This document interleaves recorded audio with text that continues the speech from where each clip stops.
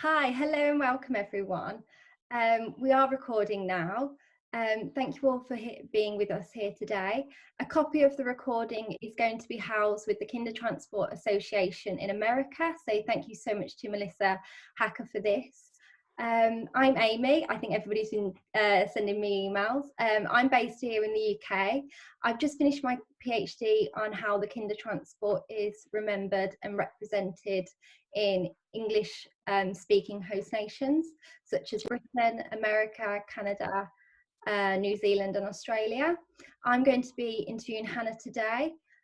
Before I introduce you to Hanna, I'm just going to introduce you to our other two speakers. So I'd like to introduce you to a.lawrence, if you can give us a wave. Andy is a history teacher at a secondary school in London. He has an interest in Holocaust and genocide education and recently undertook a research project on local links to the Kindertransport, which he's going to share with you today. Our other speaker is Professor Bill Niven. Give us a wave. Bill is a Professor for Contemporary German History at Nottingham Trent University. He's written widely on Germany's attempts to come to terms with its Nazi and GDR past, and more recently on European memory of the Holocaust. Bill has also been researching memory of the Kindertransport, particularly in Germany. It's been really lovely to publish a few articles together on this. Bill's also published many books. I'm just going to mention a few here. One is Facing the Nazi Past, The Booking World Child, Representations of Flight and Expulsion, Hitler in Film, The Führer's Secret Passion. So last but by no means least, a real special welcome to Hanna Miley. Many of you know Hanna as a dear friend. We're privileged today to listen to Hanna talk about her experiences of the Kindertransport. So Hanna lives in Arizona, and over the last few years, she has made extensive journeys to Germany.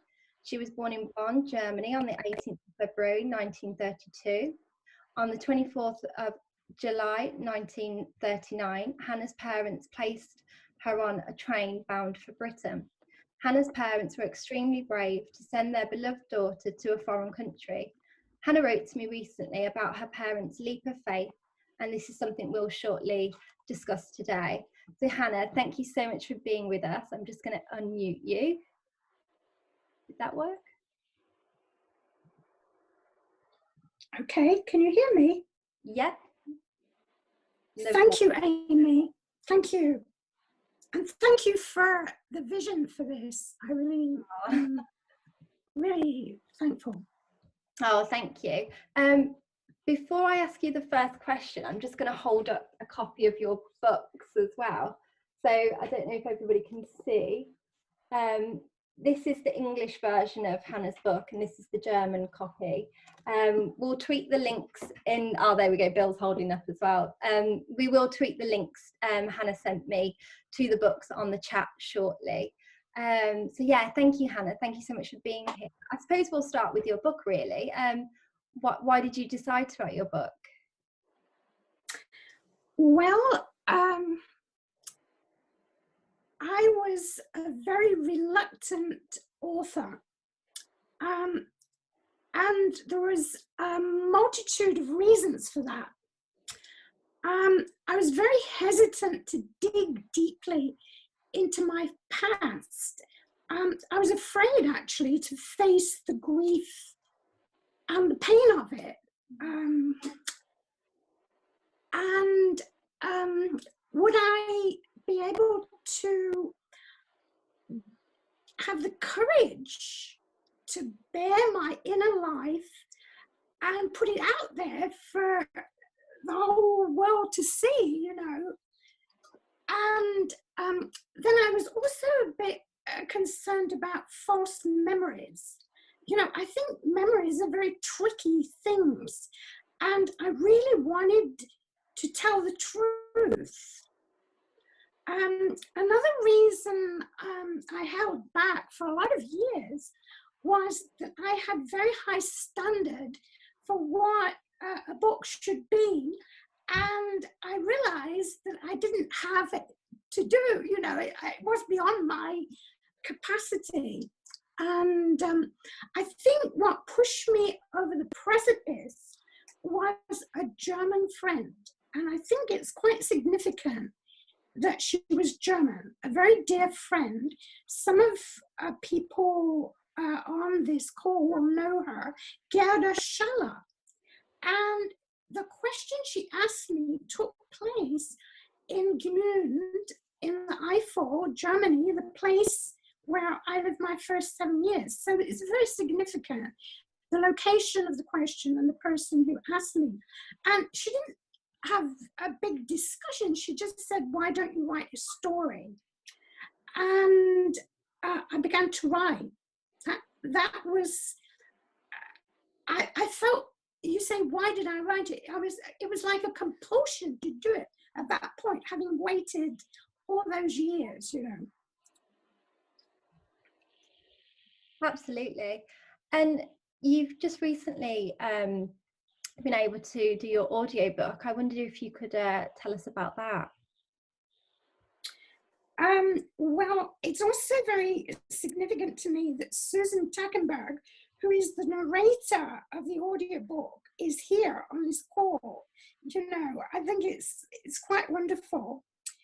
I realized that many people today are not into reading an actual physical book. You know, there's a difference. There's some people who will only read paper and they're really strong on that.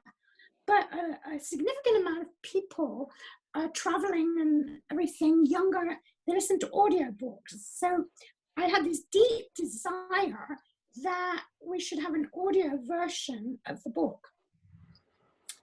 And so we searched for a narrator, and we must have listened to about 100 people with examples. You know, you can go to Amazon and other sites and listen to narrators.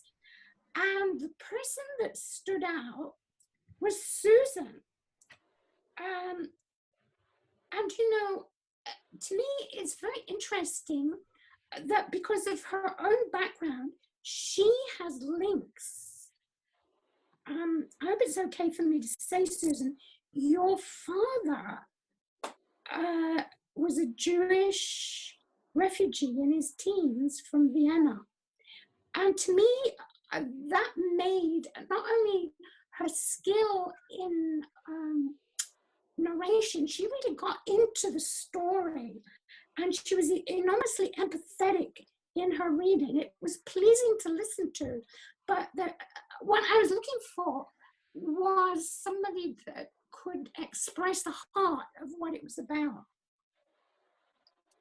And so after many ups and downs, it's now available. Absolutely. And do you want to tell people about how the project was funded? Yes. You mean the audiobook? Yeah. Yes, that's so interesting. You know, how many years is it since us refugees left Germany? And just in the last couple of years, the German government has agreed to pay some recompensation to Kindertransport children. And the cost of doing the audio, I would say a third of it came from the restitution or the recompense of the German government given to Kindertransport children. And I thought that was enormously appropriate. It was like taking that money from the German government, and by giving the money, there was an acknowledgement of what was done. It was a public confession, and investing it in the audiobook, because, you know, I really would like the people who listen to the audiobook not just to hear about this poor child, this victim, this, you know, one of 1,000 children who were delivered, I want them to hear something more hopeful, a message of, I'm very impressed with what the German government is doing in regard to the past. And it's enormously healing to my soul. Yeah, I mean, the conversations we've had about this is really, really interesting, and all these connections that you are making. Just to go back to your book again, it's really interesting how you write, and you're an absolutely amazing writer, I think.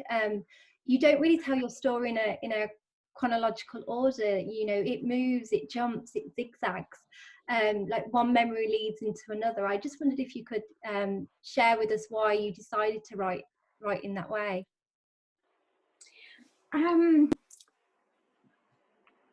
I would say that I look at the book almost like a journal. It's I go from one memory to another, and it unfolds a record of my healing journey. And while I was writing the book, I was discovering new things. So in a way, I'm recording my traveling to the past, and also experiencing sharing the excitement of new things that come to light. When I started to write the book, I wasn't able to access so many records on the internet. And so I involved a lot of ordering books and seeing footnotes and ordering those books. But the biggest deal for me was going back to the actual places where things happened, because I learned new things, and that was going on when I was writing the book. But I would have to say, this is a kind of funny story. When Gerda suggested to me that it might be good to write my story, and I kind of agreed, she put me in touch with a German publisher, and we paid a visit to the chief editor.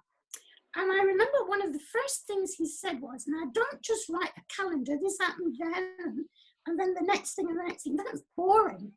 So that was kind of going through my head. I felt a real freedom to escape from the bondage of the calendar. And I actually just freely associated what I was learning of myself. And, many memories started to come back as I wrote. I was 7 when there was this big gap in my life, the German part and the English part. And at 7, you don't have really so much cognizant memory. And so it was limited. And it was as though the writing brought up memories. And that is all explaining the zigzag pattern.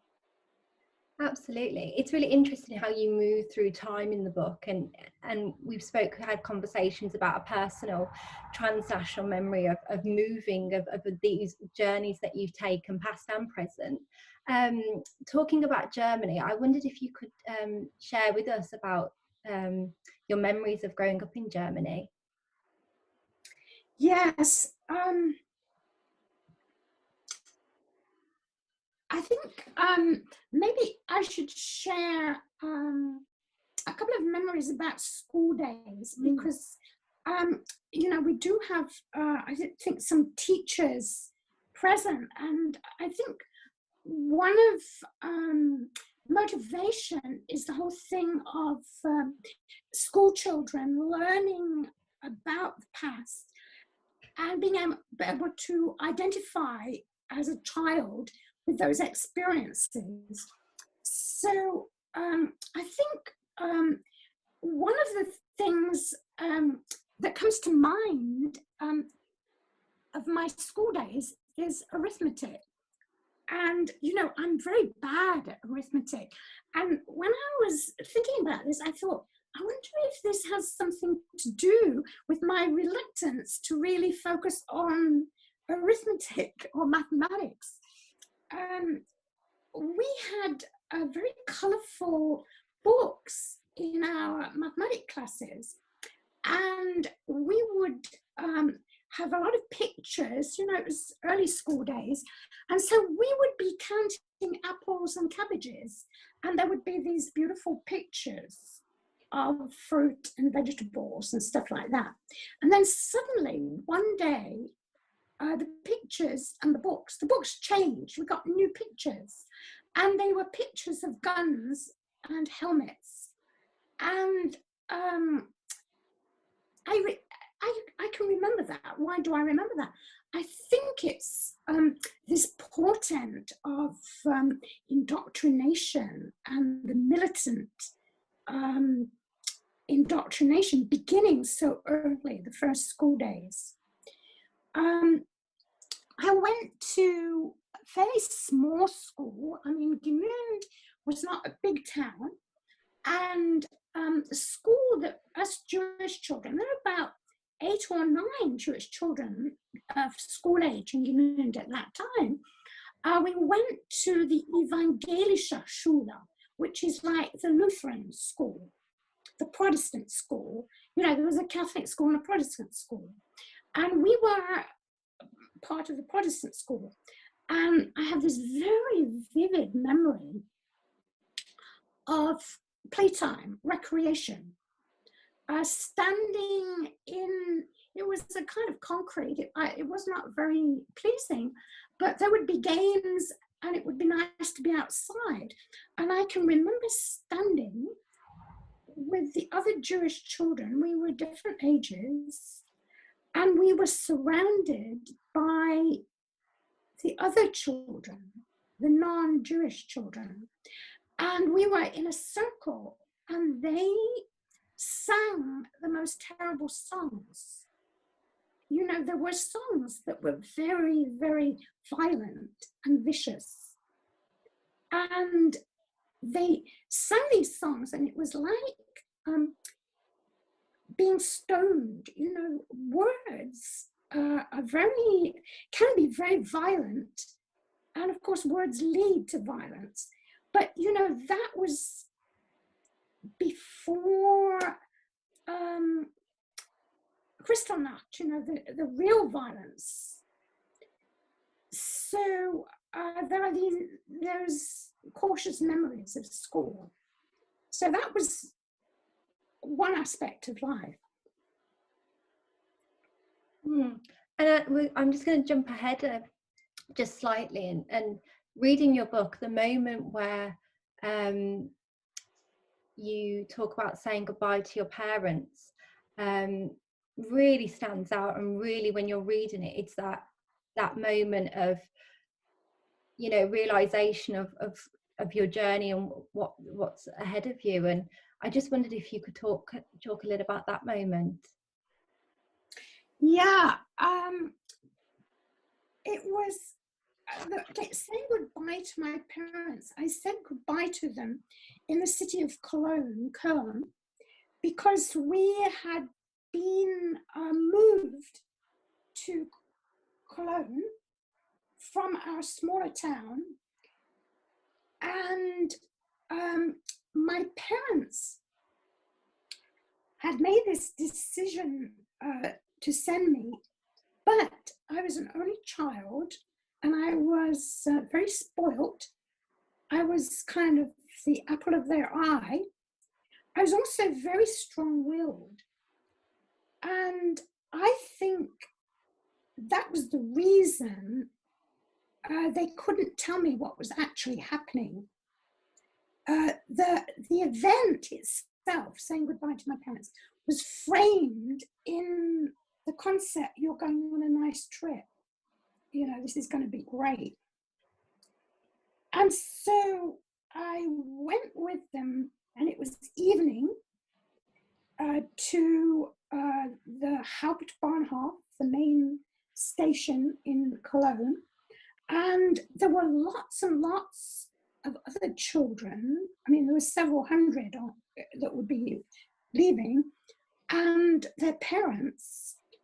And the moment that is the most vivid to me is mounting the steps of the train.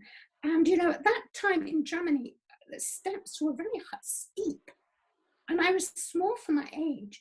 So they helped me up the steps. And then when I got at the top of the steps, I turned around and I saw they were crying. And suddenly, this idea that this was going to be an adventure vanished, and the trauma began. And the reason I think, you know, asking myself, why do I remember so vividly certain memories? And there's so much that's lost. And I think it was such a significant loss in my life. And I think that was the moment of really learning to deal with hard things by withdrawing into myself and suppressing the feelings. And I can only imagine what my parents felt like, you know, because by that time, I think deep down, most Jews realized that things were pretty bad for them. Yeah, it's really interesting that you say that. I mean, we think maybe sometimes that it's on arrival or much later when war's declared that there's this overwhelming sense of separation and loss, but you know, it starts so much earlier, like you've just explained, on departure. And you know, that moment of loss starts in Germany. It doesn't start on arrival in Britain. It's that moment of separation on that train in Germany. Again, I'm just skipping ahead slightly, but carrying on from what you were saying. I wondered if you could tell us a bit about your time in Britain. Yeah, it was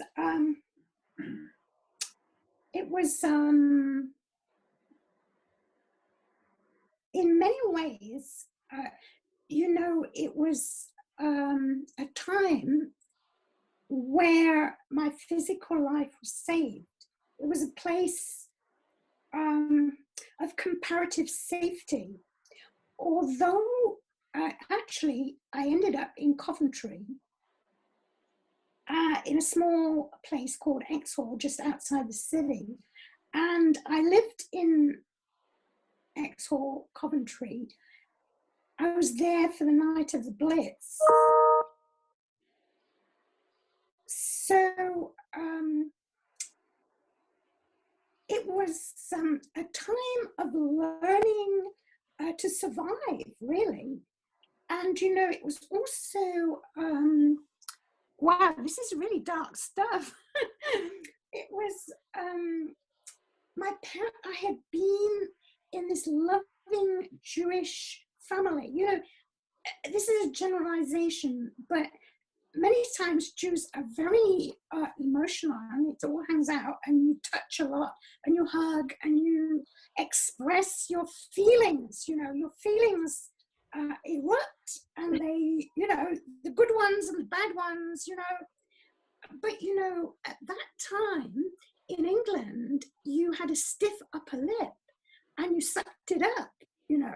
So I was trying to navigate, how do you behave? What's the right way to behave? And I was cared for physically, but I really missed that love, you know. And so a lot of time, it was trying to negotiate this, you know. I think also it has to be said that this was a very dangerous time for Britain. You know, any moment they were, when I first arrived and the war was first declared, everyone was waiting for an invasion. And so there was a lot of fear and anxiety. And then there was all the rationing and everything. So I had this mixed emotion about the time, because I was definitely cared for. I was not, I would say I was emotionally deprived, but I was safe with the family where I was. But I'm also aware that the whole country was somewhat in crisis. Mm. And I wondered if you could tell us, you know, your post-war experiences. Reading in your book, you travelled to so many countries and met so many amazing people as well on your journey. And I wondered if you could tell us about your movements after the war, but also touching upon your journey to forgiveness, as the title of your book states. Yeah. And you know, it says one Jewish survivor's long journey to forgiveness. It was a long, long journey. But it's interesting that you pose that question that way, Amy, because the whole thing of forgiveness was that middle event from this feeling of how do I cope, gritting my teeth, to releasing me, to being healed. And I would say that being able to travel and to go to different places and explore was this big change in me, because I was so needing security. You know, my first job was in the British Civil Service, and it's actually, I was such a square peg in a round hole. It was absolutely not me, and I hated it. But you know, the reason I kept doing it was because of the pension. You know, I was 17 years old and I was thinking about a pension. Can you believe that? That was my need for security. And the healing, the forgiveness also released me to become a teacher, to move out of that insecurity. So you see, what led me to this place of healing? You know, I've kind of alluded to it about closing into myself, but I was actually a very, very angry teenager, young person. I was very bitter against Germany and what had happened to me. And actually, you hardly believe this, I felt that my parents had abandoned me. Can you imagine that? That was kind of real deep down. So I wanted to forgive because I knew somehow my own emotional health depended on that I was on a downward trajectory. And I needed to be delivered from that. And that was the process in which I, as a Jew, came to see that Jesus was my Messiah, and that I could bring my anger and bitterness and actual hatred to him and ask God to forgive me for what had taken place in my life. And that was the pivotal point in my life. It was the beginning of a journey. I would emphasize it's a beginning. It wasn't like I turned a switch and everything was light and beautiful. But I would say that it was like climbing out of a very dark place. And with that freedom, the real me began to emerge. You know, I wasn't this person who was closed in and fearful. I was actually a very adventurous person who, with a sense that God was my father and with me, I had this freedom to go out into the world. So I actually went to Italy, and then I traveled to India and beyond. And I married my husband in Belgium, and I met my husband in Belgium, and we married in India, and we lived on an international ship for years, visiting. And so you see, some of the people on this call are from our past, from these different countries, and I'm just amazed that it's like this huge change has taken place, you know. Absolutely. No, it's wonderful that so many of your friends have written to me over the last couple of days, and really wanting to connect to you on this on via Zoom. I'll break here just to say that Hannah and myself met on Instagram, so social media is fantastic. Yeah, Bill's going to speak shortly about memorials, but I just wondered what it was like for you to go back to Germany. You've been back several times now, and we've spoken about all the friends and all the activities that you've done there. I just wondered if you could share a few stories of going back to Germany. Yeah, the whole thing of returning to Germany has been more recent. So I would say that the whole healing journey is progressive. It's not like it's all done at the beginning. And I feel that a very important part for me in healing was to actually go back to the places of pain. So George and I went back to visit Gmund, and we actually went to that schoolyard, which is now a parking lot, but the school is no more.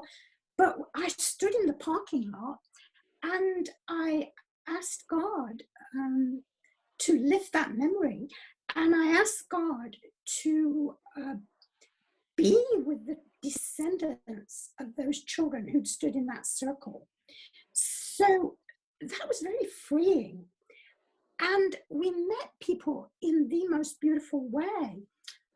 We stayed in the home of this lady whose husband had died, but he had actually known my father and had spoken about him. So she wanted us to stay with her. And one day she said to us, Hannah, did you know that you had a live-in maid when you were a child? And I said, no. And she said, well, she's still alive and she would like to meet you. Would you like to meet her? Of course I would. And, in Germany we have Kaffee and Kuchen. And so she invited her to Kaffee and Kuchen. And she actually lived in a very beautiful home. And it was like this garden house. And her garden was like a park. It was very lovely. And so the doorbell rings. And this lady stands there. And I can hardly see her. She's got this big bunch of flowers, because you're supposed to bring flowers when you go to invited to Kaffee and Kuchen. And it was Lisbeth. And this is the beautiful thing. Lisbeth had actually mourned the loss of my mother. There was a special relationship between them. And the fact of seeing me was somehow a healing to her pain. But what she gave me, you couldn't measure. It was immeasurable. She actually could tell me stories about my mother. And you see, this was the pain at that time when I was writing the book, the lack of really seeing my parents as rounded people, their personalities, their character. So she could tell me these little stories which she did, I mean, non-stop. And it was as though I made this connection with my mother through her. And Elizabeth's dead now, but that was a very deep relationship that I treasure. Absolutely. She's mentioned in your book as well, so for people that want to find out more about that story, I mean, it's absolutely incredible. I'm going to end with one last question and invite other speakers, and we may pick up on a few questions that I've not been able to ask you, but the one I'm going to end with, actually I'm going to ask you two. The one before I end with is I'd like to ask you a question about your identity, and could you tell us how you identify yourself? Okay. I think, having heard me this far, you will realize that I have a very complex relationship with identity. You know, I mean, I've been a Jewish child in a home that practiced kosher and the festivals. And then I was plucked out of that into England and then traveled the world. And now I'm married to an American and I'm living in America. I mean, it's kind of a really varied, multicolored background. But it's very hard to fit me in theologically, because you see, I am Jewish.